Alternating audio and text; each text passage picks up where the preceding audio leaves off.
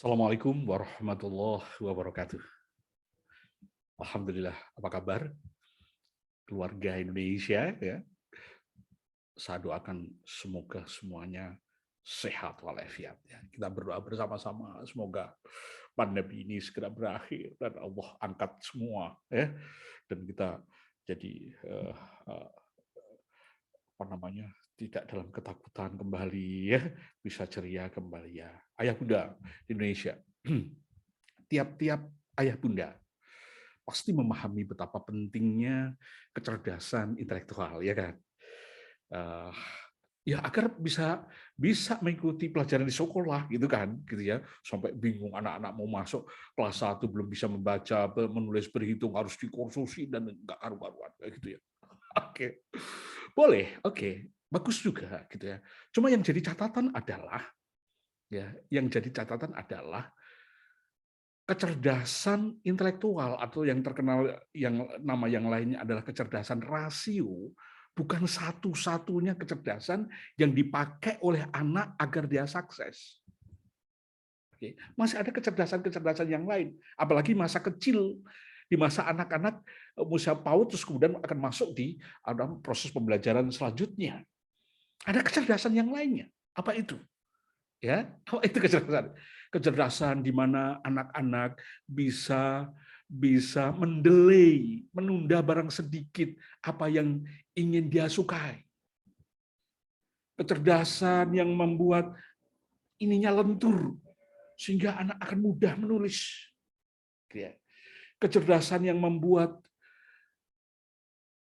sistem kendalinya, kayak anak-anak bisa antri, gitu ya, anak-anak bisa antri. Oke, nah kecerdasan-kecerdasan ini akan menjadi hal yang sangat penting selain kecerdasan intelektual. Ya, kita sampaikan kecerdasan apa itu? Ya, kecerdasan ada yang menyebutnya seperti kecerdasan kinestetik, oke ya, atau ada yang menyebutnya juga kecerdasan kendali gerak, oke ya. Kemudian kecerdasan emosi, wah itu yang kajiannya sangat luar biasa. Ya, biasanya 3 kecerdasan ini, kendali gerak, emosi, dan kecerdasan rasio ini akan menjadi, para pakar mengatakan ini menjadi embrio kecerdasan-kecerdasan yang lainnya agar bisa menjadi lebih paham kecerdasan sosial, kecerdasan spiritual. Ditambah lagi kecerdasan apa namanya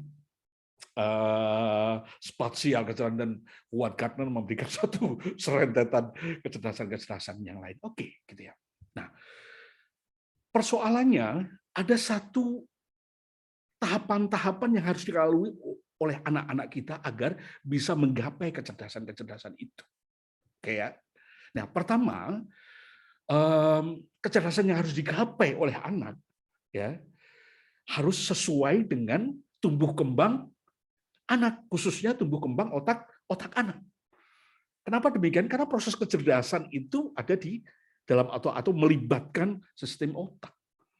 Oke ya. Nah, ketika otak yang membangun kecerdasan itu tanda kutip sudah matang, ya maksud saya sudah matang itu sudah layak, sudah bisa diberikan stimulus sehingga proses sinaptogenesisnya sudah terjadi, bekerja bagus ya. Sinaptogenesis itu sambungan antara neuron sama neuron kan, gitu kan, sudah terjadi gitu ya. Oke, kita konsentrasi di situ tahapannya. Maka tahapan pertama yang harus kita ajari pada anak-anak, kita ajari anak-anak bergerak. Bergerak, dan bergerak. Oke ya. Yang kedua, otak anak yang sudah sempurna, sudah matang, yang saya sebutkan tadi ya, sudah matang tanda kutip ya, itu selain otak gerak tadi adalah otak emosi yang terkenal dengan amigdala. Otak emosi dan otak gerak sudah matang, sudah bisa kita stimulus, sudah bisa kita asuh, sudah bisa kita berikan pelajaran padanya. Oke ya. Dan ternyata pada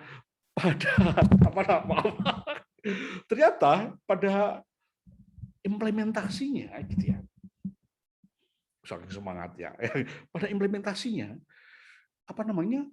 kecerdasan dua tadi akan secara otomatis untuk membangun kecerdasan yang lebih tinggi lagi. Salah satunya adalah kecerdasan yang kita sebut tadi dengan kecerdasan rasio. Oke ya. Anak bisa memiliki kecerdasan rasio, tak bisa. Oke ya, bisa kecerdasan rasio aja.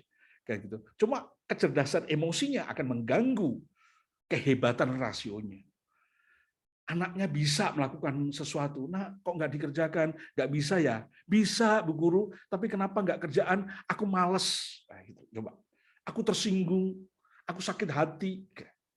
Nah, hal-hal yang begini akan menyebabkan prestasi anak yang harusnya melonjak tinggi akan menjadi terganggu atau menjadi terhambat. Nah, Ayah Bunda di Indonesia yang berbahagia, seyogianya para orang tua sudah mulai menyadari bahwa pembangunan kecerdasan anak harus juga melibatkan kecerdasan gerak dan kecerdasan emosi, sehingga anak-anak generasi Indonesia menjadi anak-anak yang hebat. Oke, terima kasih. Saya Dr. Amir Sudi dari Sekolah Neuroparenting. Assalamualaikum warahmatullahi wabarakatuh.